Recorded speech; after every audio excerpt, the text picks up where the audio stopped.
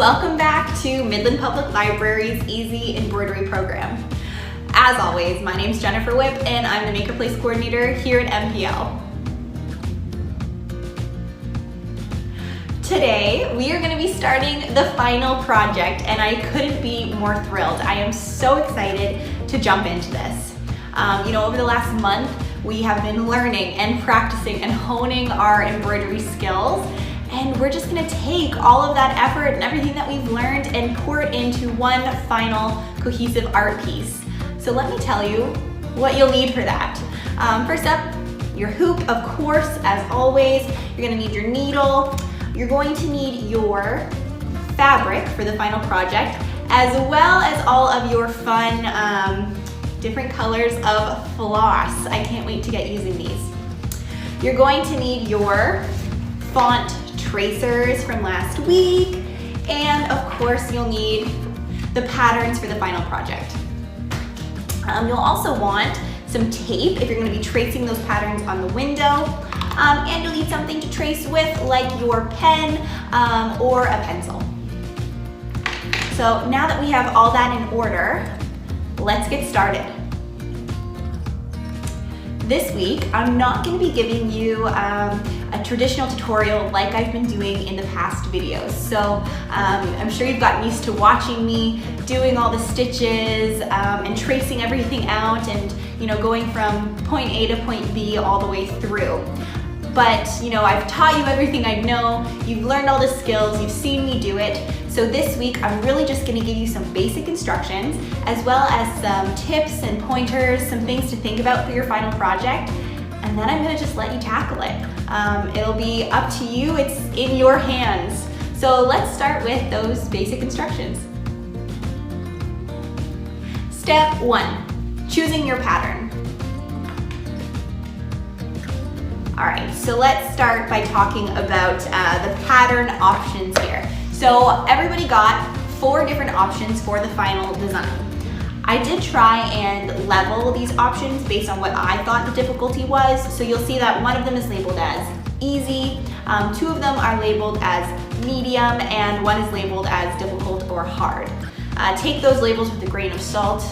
I just tried to do it based on what I felt was a little bit easier or a little bit harder, but you're not bound by that by any means.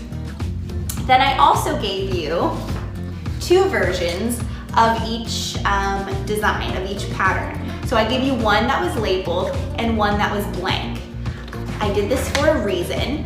So the one that has the labels on it is labeled with the stitches that I personally would use if I was going to be tackling that design, that pattern.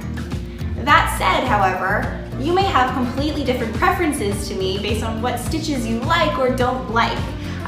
So I gave you a blank one so that if you wanted to change the stitches that I use and put in your own, you can label it yourself.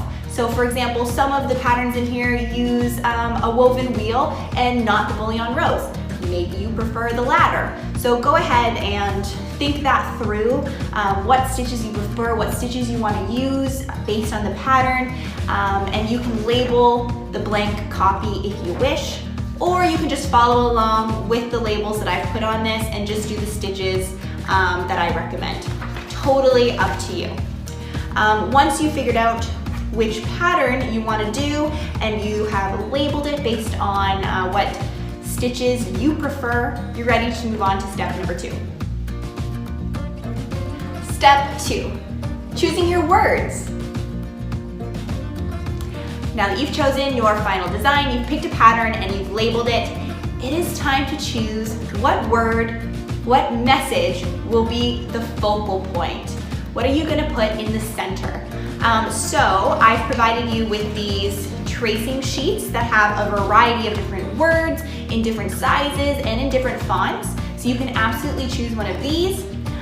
You can also do your own handwriting, or if you found something on your computer that you like better and you want to trace that, go for it. This step is just about choosing what word is going to appear in the center of your design. Step number 3, prepping your fabric. All right, so this stage is basically about getting ready for the final project. to get started on it, and so that breaks down into a couple of pieces. First up, you need to trace your pattern that you chose, as well as whatever word that you picked, onto your fabric. But I have an important message about that. So when you are tracing your pattern and your word onto your fabric, you need to make sure that it's centered on the fabric and then will be centered in your hoop when you load the hoop. So to make sure that it's centered, you can just take your hoop, put it on top of your piece of fabric, and then take your marker or your pencil and just trace around the inside of the hoop. This way, when you tape your pattern to the window and then are holding up your fabric to trace, you can see exactly where it needs to sit inside of the fabric and where you need to trace it. All right? Then, after you've traced everything that you're going to be working on onto your piece of fabric, you can load it into the hoop. Then you can get your needle ready, you can get your floss ready, and you're all set. That takes us into step number 4, completing the final project. So in this stage, you are actually putting your needle to the fabric and working away on your design, on your pattern. I really encourage you to take your time on this. And if you make a mistake, don't be afraid to cut out the stitching and start over again. It's all just gonna contribute to a more beautiful final result. Okay, so now let's talk about a couple of tips and pointers to help you while you're working on the final project. First up, let's talk about color schemes and what colors of floss that you're going to use. If you're not really sure what colors you're leaning towards or what's gonna look right or what your preference will be, I definitely encourage you to just take some time on Google Images and look up some different embroidery projects and see what color scheme is kind of calling your name.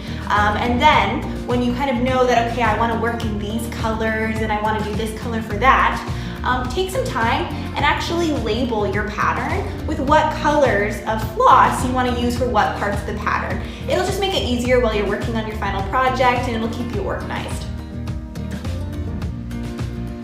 Okay, tip number 2.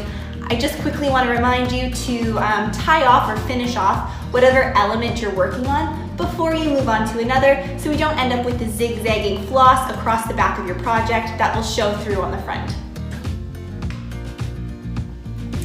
Tip number 3, I really just want to encourage you to take your time with this final project and be really thoughtful about your process.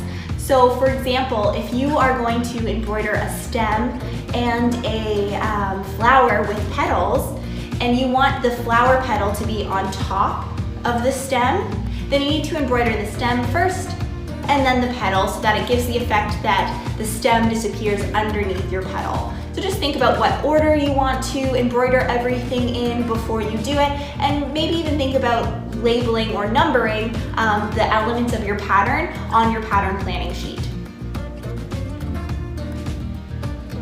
Well, that's all I had for you this week. Next week, I'm going to be showing you how to finish and frame your project. So basically how to finish off the back of your project so that it looks neat and tidy. And I'll also be talking about some wrapping up issues, like possibly sharing photos and the end of program survey. So stay tuned for that. It'll be released next Monday at 4 p.m. Next week, I will also be showing you my final project, or my version of the final project that I'm going to be taking home and working on all week, so wish me luck. If you have any questions or need any additional help, please don't hesitate to send me an email at jwhip@midlandlibrary.com, or you can even phone me here at the library at 705-526-4216, extension 3321. Thank you for joining me for week 6 of Midland Public Library's Easy Embroidery, the program where we make this beautiful art form so simple. I'll see you next time, Midland.